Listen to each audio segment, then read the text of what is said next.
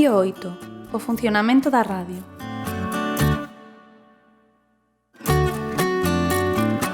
O funcionamento da radio escolar a través do programa Audacity é moi sinxelo. Ímolo ver no ordenador da Caracola Radio do CEIP San Benito de Lérez. Abrimos o programa. Se temos os micrófonos preparados e nos escoitamos ben polos auriculares, xa podemos empezar a gravar.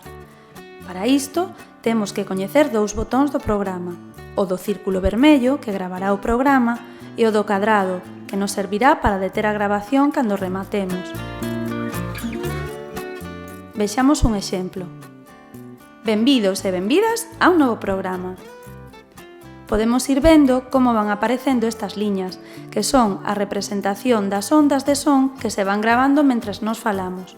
Unha vez que rematamos o programa, ata logo! Pulsamos o botón de stop e así teríamos o noso programa grabado, aínda que non guardado. Para guardalo, iremos ao menú Ficheiro. Escolleremos Exportar. E dentro desta opción, Exportar como MP3. Elexiremos unha carpeta, poñeremos nome ao ficheiro e premeremos en guardar. Así se exportará o noso ficheiro.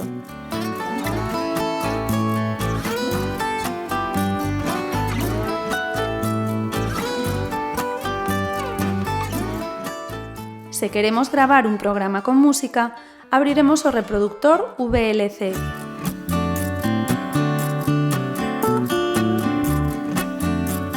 Engadimos unha pista de son e verificamos na mesa de mesturas que o volume que corresponde á canle de música está subido, tal e como vemos na imaxe. Prememos en play para comprobar que se escoita a música.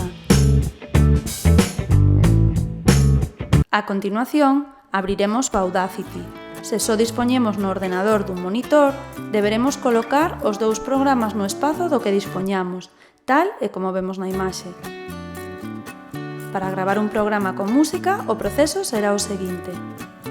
En primeiro lugar, usaremos o botón de gravar no Audacity e a continuación premeremos no botón de play no reproductor VLC. Cando queiramos falar por riba da música, deberemos baixar o volume na mesa de mesturas. Imos aló.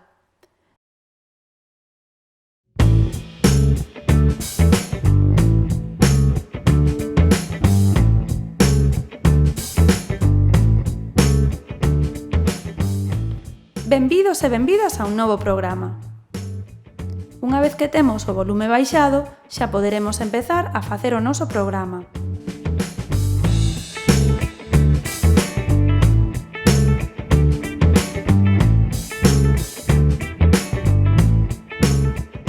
E unha vez que rematamos o programa, premeremos no botón de stop.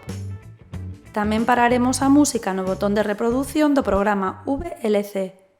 Xa teríamos o noso programa grabado con música incorporada.